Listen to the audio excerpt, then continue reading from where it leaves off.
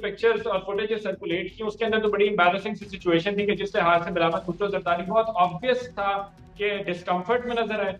और जयशंकर साहब जो थे नॉट एट ऑल इंटरेस्टेड कि मैं आप इस बिलावल भुट्टो जरदारी से मिलूं, क्योंकि ये लोग टेररिस्ट आउटफिट्स को अपने घर पे रखते हैं और उनको प्रमोट करते हैं और ये सारा कुछ करते हैं। मौजूदा हुकूमत है उसको डिफेंड करने के लिए ऐसे सहाफियों को ये करवाना कहलवाना पड़ रहा है कि ट्विटर पे ट्वीट कर रहे हैं कि एक टेबल पे बैठ के जी बिलावल भुट्टो जरदारी और जयशंकर साहब ने एक टेबल पे बैठे, उन्होंने सलाम लिया, उन्होंने साथ रोटी खाई। अल्लाह माफ करे क्या वो एससीओ का समिट हो रहा है वहां पे। कश्मीरी बड़ा एक पॉपुलिस्ट सा नैरेटिव है, हमने आवाम को ना बेवकूफ बना के रखा है। जहाज पे लगा दो, जंग करवा दो, कोई सेवियर आ जाएगा, वसाया आ जाएगा, कोई एक बंदा होगा सब कुछ बदल देगा। आवाम की अपनी मेहनत कारकर्दगी सब कुछ जीरो कर दी, सिफर कर दी उनकी एफर्ट्स। आवाम कुछ ना करे, बस आवाम को बेवकूफ और चूरन बना के रखो कि हम जहाज है हाला जंग होगी जी, न्यूक्लियर चला देंगे। आपका नैरेटिव क्या था कि हमने शब्बे बरात पे चलाने के लिए तो न्यूक्लियर चलाया नहीं है, न्यूक्लियर इसलिए तो बनाया नहीं, तो फिर आपने किस लिए बनाया? इमरान खान साहब की जानिब से मुझे लगता है कि शायद कुछ गलत डिसीजन लिया गया, क्योंकि आपने 1.5 साल का एक नैरेटिव था कि चोर है डकैत है, मैं इनके साथ नहीं बैठूंगा, इनसे बात नहीं करूंगा। अगर आपने इवेंचुअली साथ बैठना था तो फिर 1.5 साल पहले बैठ जाते आप, फिर आप अपना इतना नैरेटिव ना करते। तो आपका इमेज किस हद तक खराब हुआ, इतना हार्ड इमेज किया आपका, उसके बाद जाके आपको ख्याल आया कि हमें बातचीत कर लेनी चाहिए, और वो बातचीत भी नहीं सही हुई। तो यानी आपने वही थूक के चाटने वाली बात है, जो कि मानना हम लोग कहते हैं पपेट रिजीम है, मानना हम कहते हैं कि एस्टैब्लिशमेंट ने आपको पावर दी है, एस्टैब्लिशमेंट के फैसलों पे आप आए, एस्टैब्लिशमेंट ही आपको चला रही है। तो जनरली तो अपनी सेल्फ रिस्पेक्ट है, जो आपने बात करनी है वो पूछने के लिए, जो एस्टैब्लिशमेंट से आपने बात करनी वो पूछने के लिए भी आप भागे भागे बाहर चले जाते हैं।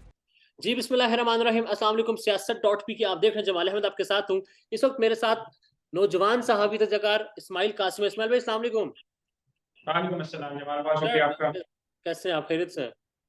बिल्कुल ठीक ठाक। ट्रांसमिशन की है आपने, उसके बाद गालिबन पहली बार हम बस इंटरेक्ट कर रहे हैं। हमारे फॉरेन मिनिस्टर जो हैं वो इस वक्त भारत में मौजूद हैं, और भारत ही वजीर खारजा से उनकी रस्मन मुलाकात भी हुई है, हेलो हाई भी हुआ है। जमाल देखिए, सिंबलिज्म की ना बड़ी अहमियत होती है इंटरनेशनल रिलेशंस के अंदर, मतलब कि कौन क्या कर रहा है, किस तरह दिख रहा है, चेहरे के एक्सप्रेशंस क्या हैं। तो उस फ्रंट के ऊपर अगर मैं डिस्कस करूं तो जो इनके पिक्चर्स और फुटेज सर्कुलेट की उसके अंदर तो बड़ी एम्बैरेसिंग सी सिचुएशन थी कि जिस लिहाज से बिलावल भुट्टो जरदारी बहुत ऑब्वियस था कि डिस्कम्फर्ट में नजर आए।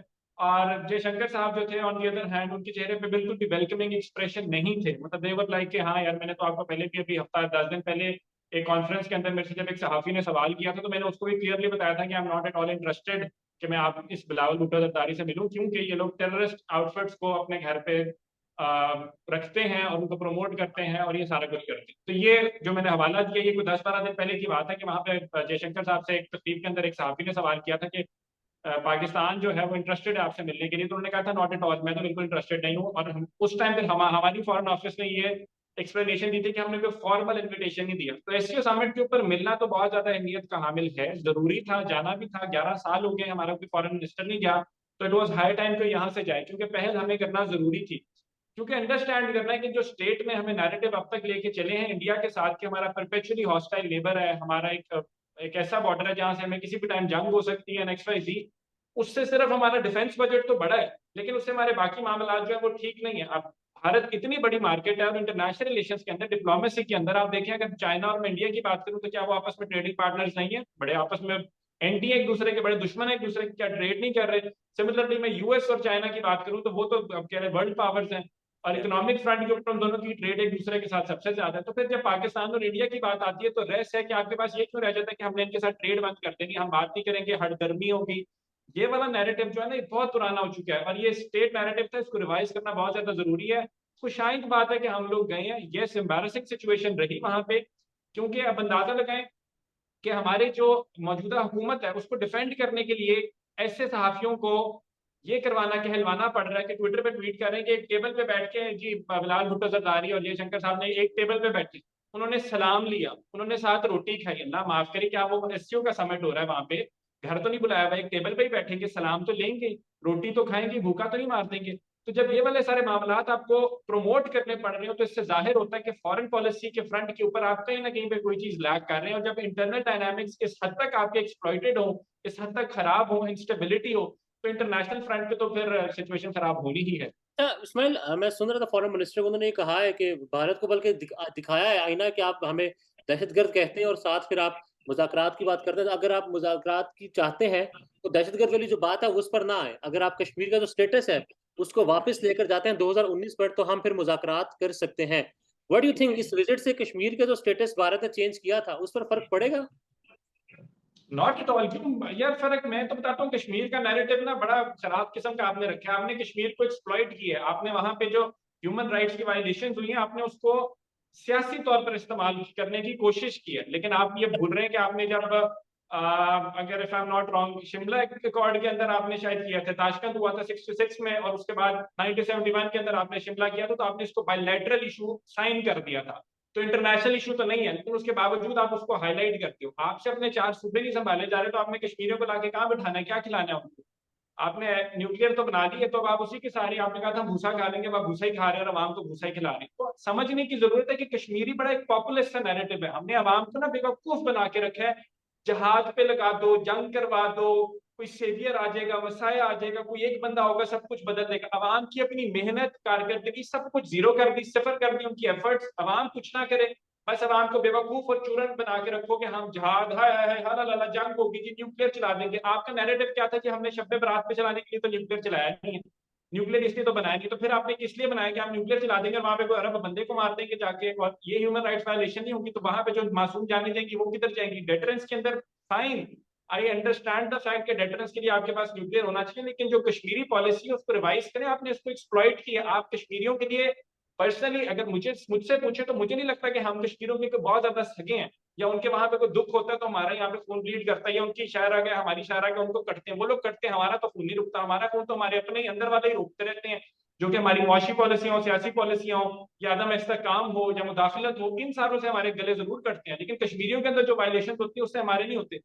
तो अभी भी आप नैरेटिव वही लेके चल रहे हो कि कश्मीर के मामले पर हमसे बातचीत करो और ना करो। यार देखिए, उनकी करेंसी देख लें, उनकी जबान देख लें, वो आप टेक्नोलॉजिकली देख लें, इंडस्ट्रियली देख लें, उनकी ग्रोथ देख लें, हर लिहाज से देख लें। जब हम बॉर्डर के ऊपर अपनी टांगे ऊंची उठाने में मसरूफ थे और इस पर फख्र कर रहे थे हमारे फौजी की टांग ज्यादा ऊंची उठती है, तो वहां पे एप्पल के स्टोर्स खुल रहे थे। तो मुकाबला कोई है नहीं। स्टेट नैरेटिव को थोड़ा सा रिवाइज करें, पॉलिसी को चेंज करें, डिप्लोमेटिक एफर्ट्स को बढ़ाएं, बैकडोर डिप्लोमेसी को बढ़ाएं और मामला को सुलझाएं। 30 बिलियन का पोटेंशियल है ट्रेड का आपके इंडिया के साथ, 30 बिलियन। और ये हो सकता है इससे ज्यादा हो, इससे कम नहीं होगा। ये मैं 2000 आपको 17-18 के स्टार्ट बता रहा हूँ, जिस टाइम हमारा कोई 2 अरब का उनके साथ मुश्किल से ट्रेड थी, और ये इंडिया की जो ट्रेड थी उसका 0.5% था, हमारा उस टाइम का 1% था। तो हमारा नेबर है, हमारा बॉर्डर है, हम मुंह पे खड़ा हुआ है, जाके ट्रेड करो, उससे पैसे बनाओ, इकोनॉमी चलाओ। आपको जंग जहाज का नैरेटिव ही आप नहीं बाज आ रहे हैं, आपको बेवकूफ खुद बनाया हुआ है। तो ये सारा कुछ मामला है। मतलब अगर हमने मुकाबला करना है, तो हमें इकोनॉमिकली उनका मुकाबला करना चाहिए, उसके बाद ही हम अपनी बातें उनसे मनवा सकते हैं। उसके अच्छा। अलावा कोई मुकाबला नहीं है। उसके अलावा जंग के अंदर भी अगर आप उनकी 14 लाख की आबादी है, फौज है आपकी 7 लाख की है, उनका डिफेंस बजट भी 12 से उन्होंने बढ़ा के 2% और बढ़ा के 14 कर दिया हुआ। तो और जंग जो जंगों के फिर मुझे पास भी जाना पड़ेगा कि जब पहले जंगी हुई है तो हमने क्या किया क्या नहीं किया। ये बातें गंदी हैं, क्योंकि मैं नेशनलिस्टिक सेंटिमेंट नहीं है आवाम का हर्ट करना चाहता, क्योंकि eventually at the end of the day मेरा पाकिस्तान है, मेरा मुल्क है, मेरी फौज है, मेरे लोग हैं। ये नैरेटिव है। मैं सिर्फ इतना सा कह रहा हूँ, आवाम को बेवकूफ ना बनाए, नैरेटिव स्विच करें, बातचीत को लेके आए। दुनिया ग्लोबलाइजेशन के बाद बॉर्डर्स को खत्म किया है, बाउंड्रीज को खत्म किया है। हमने अपने आप को 4 दीवारी में बंद करके हम कह रहे हैं कि नहीं जी, क्या मैं कहूँ आगे। वेल, हाँ, मुल्क की हालात में अगर हम बात करें सियासी सूरत हाल पर, तो यही सब कुछ हो रहा है। बातचीत जो है हुकूमत और अपोजिशन का बैन, वो डेडलॉक सा है, गालिबन खत्म हो चुकी है। कहा यह गया है कि अब बातचीत आगे नहीं जा सकती पीटीआई की जानिब से। तो फिर क्या समझते हैं, हालात कहाँ जा रहे हैं? इलेक्शंस, आज अदालत ने भी कहा है कि हम तहम्मुल का मुजाहरा कर रहे हैं कि हालात साजगार नहीं है। देखें, कंफ्यूजन का शिकार है हमारी आवाम और हमारे इदारे। आपको कभी तक यही नहीं पता चला कि हमारी मुल्क में सुप्रीमेसी किसकी है, आइन की सुप्रीमेसी है, पार्लियामेंट की सुप्रीमेसी है, अदालत की सुप्रीमेसी है, या इवेंचुअली फिर पिंडी की सुप्रीमेसी है। ठीक है, नजर तो बज़ाहिर पिंडी रहा, लेकिन फिर जब लिखत के अंदर आते हैं और आप लिटरेरी टर्म्स के अंदर आते हैं, तो फिर उसके अंदर आपको कहीं ना कहीं पे आइन जो है उसकी बड़ी अहमियत है, बड़ी इंपॉर्टेंस है। मैं कहता हूँ कि आइन बड़ा पुराना है, चेंज हो सकता है, कॉलोनियल है, सारा कुछ, but at the same time जब तक वो नहीं हो रहा, जब तक अमेंडमेंट्स कॉन्स्टिट्यूशनल नहीं आ रही, तो मौजूदा जो निजाम है उसको आपने देखना। और मौजूदा के अंदर आपको कहा गया था प्लेन सा के डिसॉल्व होने के 90 दिन के अंदर आप इलेक्शन कराएं। अदालती हुक्म आ गया, आपने अदालत के बाहर जाके इतनी नारेबाजी करवाई, इतना कुछ अदालत को आपने आवाम के अंदर देखिए रेस है। आपने पहले किसको कंट्रोवर्शियल बनाया? आपने फौज को कंट्रोवर्शियल बनाया, एस्टैब्लिशमेंट को कंट्रोवर्शियल बनाया, हमारे मुहाफिज, हमारे लोग, आपने इतना गलत नैरेटिव यूज किया। कि वही आपने 90 की सियासत को आपने रेप्लिकेट करने की कोशिश की, फिर वही चीज अब आपने अदालतों के अंदर लेगी, अदालतों को आपने इस हद तक, अब मतलब कि यही कसर है, किसी जर्नलिस्ट तो थे कि ये मेरा ये तेरा, चीफ भी थे, फौज के अंदर भी हमें लगता था कि ये मेरा ये तेरा, अब अदालत जज रह गए थे, वो भी पता चल गया कि ये मेरा ये तेरा। तो अब उसके अंदर नैरेटिव, उसके अंदर इलेक्शन किस तरह हो सकते हैं कि जबकि चीफ जस्टिस साहब जो, अगर हम कहें मौजूदा हालात को देखते हुए कि वो पीटीआई के नहीं है, तो बज़ाहिर तो इलेक्शन नहीं होने थे। इमरान खान साहब की जानिब से मुझे लगता है कि शायद कुछ गलत डिसीजन लिया गया, क्योंकि आपने 1.5 साल का एक नैरेटिव था कि चोर है डकैत है, मैं इनके साथ नहीं बैठूंगा, इनसे बात नहीं करूंगा। अगर आपने इवेंचुअली साथ बैठना था तो फिर 1.5 साल पहले बैठ जाते आप, फिर आप अपना इतना नैरेटिव ना करते। अब इसका नुकसान है जिन लोगों के बाल कटे हैं, जिन लोगों को नंगा किया गया, जिनको बरहना किया गया, जिनके 3,000 के करीब वर्कर अभी भी अंदर होगा, लोग जो लोग लापता हुए, ये सारा कुछ जो ह्यूमन राइट्स की वायलेशन हुई ग्रेव किस्म की, जिसको इंटरनेशनली लोगों ने उठाया, फ्रंट के ऊपर डिस्कस किया, यूएस बातें कर रहा है, यूनाइटेड नेशन के अंदर ये चीजें डिस्कस हो रही हैं। तो आपका इमेज किस हद तक खराब हुआ, इतना हार्ड इमेज किया आपका, उसके बाद जाके आपको ख्याल आया कि हमें बातचीत कर लेनी चाहिए, और वो बातचीत भी नहीं सही हुई। तो यानी आपने वही थूक के चाटने वाली बात है, जो कि गलत लगती है, बुरी लगती है पीटीआई फॉलोअर्स को। अंडरस्टैंड, फॉलो करें, खान साहब को सपोर्ट करें, लेकिन खान साहब के लिहाज से जहाँ पे पॉलिसी की बात है साथ, अगर आपने नहीं बैठे थे तो ना बैठते थे, चेंज कहाँ गई वो, मतलब है आपने कहा था कि तब्दीली आएगी बड़ी ना, निजाम बदल जाएगा, चेंज आएगा, इनकलाब आएगा, ये इनकलाब तो नहीं, आपको नहीं के साथ बैठ के जाके, जिनके साथ हमने नहीं बैठना था ये वो मौके तो। पर पीटीआई का कि अदालती तजवीज है कि आप मिल बैठकर सियासी मामला हल करें, तो हम तब बैठे थे। अब अदालती हुक्म तो मौजूद है कि 14 मई को इलेक्शंस करवाने हैं। इलेक्शंस कौन करवाएगा, हुक्म कौन मानेगा? हुकूमत तो ये बरमला कहती नजर आती है कि हम नहीं मानेंगे। कल नवाज शरीफ साहब भी कह रहे थे कि हम 4-3 वालों को मानेंगे, 3-2 वालों को नहीं मानेंगे। 4-3 का तो फैसला कहीं पर है ही नहीं, मौजूद ही नहीं यार है। नवाज शरीफ साहब ने कहा, मेरे वापस तो आ जाए ना, वहां बैठ के जो बातें करते हैं ना, मुझे इतनी आग लगती है ना कि बंदा है ही इधर, मुल्क से बाहर बैठा हुआ, लंदन के अंदर अपना हमारी कैबिनेट चलाई हुई, और वहां से बैठा हमारा मुल्क डिक्टेट कर रहा है। मेरा वजीर आजम बाहर बैठ के छुप के भी नहीं बातें कर सकता, मैं तो नहीं मानता उसको, मैं क्यों सुनूं? शहबाज शरीफ साहब का भी मसला है, फिर 6 दिनों के लिए उठ के आपने वहां जाना है, फिर जाकर उनके पास जाके फिर मशवरे लेने। आप वजीर आजम इधर के थे भाई, इधर की बातें करनी थी, इधर के मुशाब फैसले खुद करने थे। अगर मानना, हम लोग कहते हैं पपेट रिजीम है, मानना हम कहते हैं कि इस्टेब्लिशमेंट ने आपको पावर दी है, इस्टेब्लिशमेंट के फैसलों पे आप आए, इस्टेब्लिशमेंट ही आपको चला रही है, बट देने की तो अपनी सेल्फ रिस्पेक्ट है। जो आपने बात करनी वो पूछने के लिए, जो इस्टेब्लिशमेंट से आपने बात करनी वो पूछने के लिए भी आप भागे भागे बाहर चले जाते हैं। तो मामला इस हद तक खराब है कि इसके अंदर ना छोटे से टाइम के अंदर आप एक्सप्लेन नहीं कर सकते कि किस हद तक एक ग्रेविटी जो सिचुएशन की है वो खराब है। अब इवेंचुअली फिर जो नजर आता है, आप इनको अपना लाते हैं, आर्मी चीफ अपना ला दें, इनको सीजी अपना ला दें, काजी भाई ईसा को ले जाएं, अक्टूबर में ले जाएं, बजट ही अपना ले आए, आवाम को रिलीफ दे दें, इकोनॉमी को तोड़ दें। अब इसका आर्गुमेंट ये देंगे कि खान साहब ने भी यही किया था।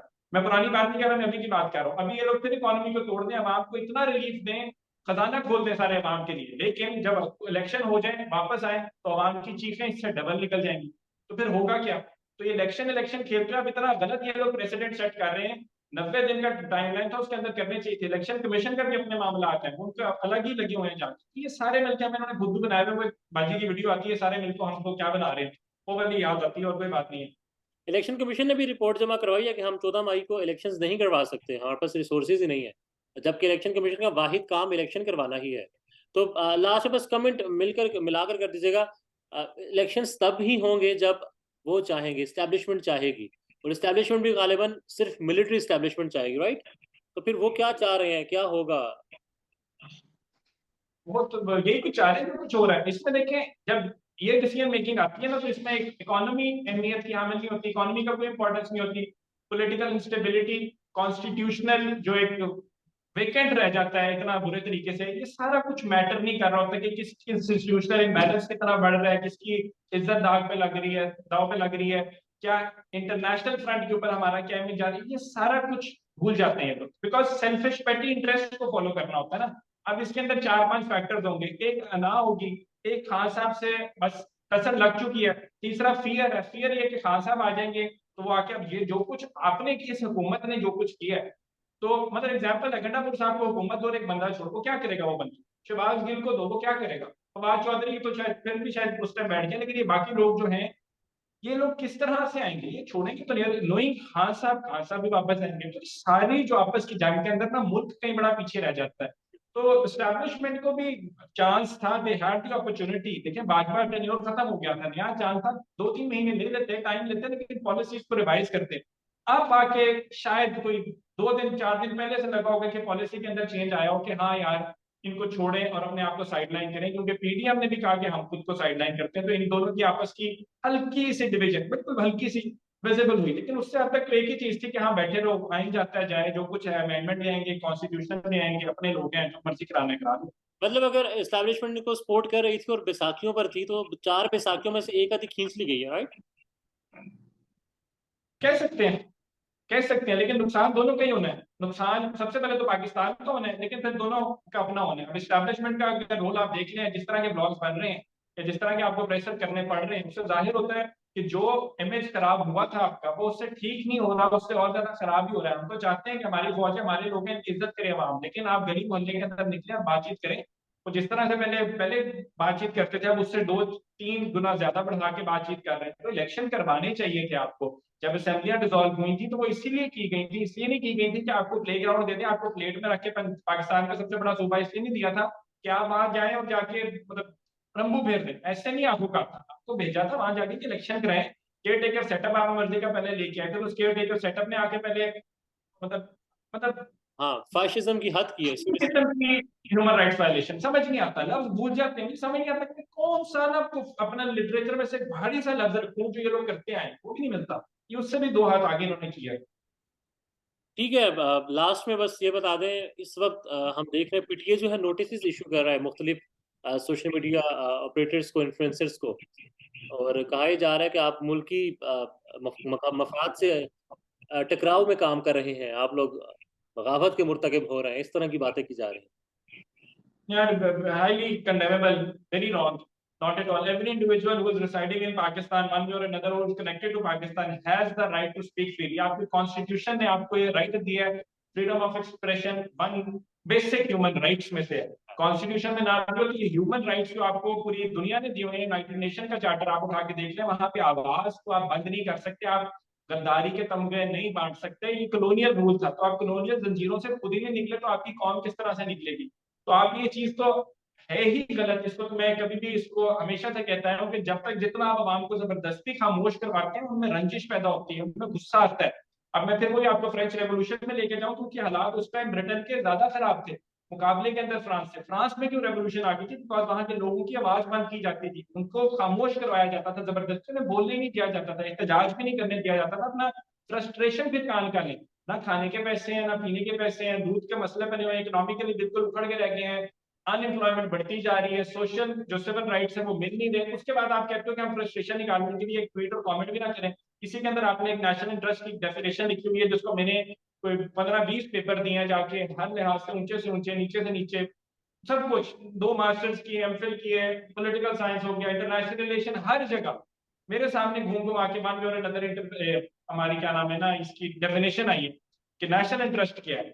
अब मुझे नहीं समझ है कि मैं इस डेफिनेशन में क्या लिखूं, मैंने वो सवाल छोड़ा ही नहीं, बिकॉज मुझे नहीं समझ एनीथिंग दैट गोज अगेंस्ट। तो भाई वो एनीथिंग कौन डिसाइड करेगा? आप लोग भी डिसाइड कर रहे हैं ना, जो आपकी मर्जी की चीज होती है और नेशनल इंटरेस्ट के खिलाफ चली जाती है। अब वेरी इजीली यहाँ पे हो सकता है कुछ जमाल ने चीज बोल दी हो जो कि नेशनल इंटरेस्ट के खिलाफ चली गई और जमाल गद्दार हो गया हो, और यह हो सकता है कि इस्माइल कासिम इस टाइम कुछ बोल के गद्दार हो चुके। तो ये तो चीज ही गलत है। बात करते तो हमारा अपना मुल्क है, हमारे लोग हैं, आप भी हमारे हैं, तो थोड़ा सा अपना टेम्परामेंट बढ़ाएं, इतने टची ना हो, इतने बच्चों वाले रखना ना, ग्रो सब मेच्योरिटी। सर इस्माइल भाई, thank you so very much.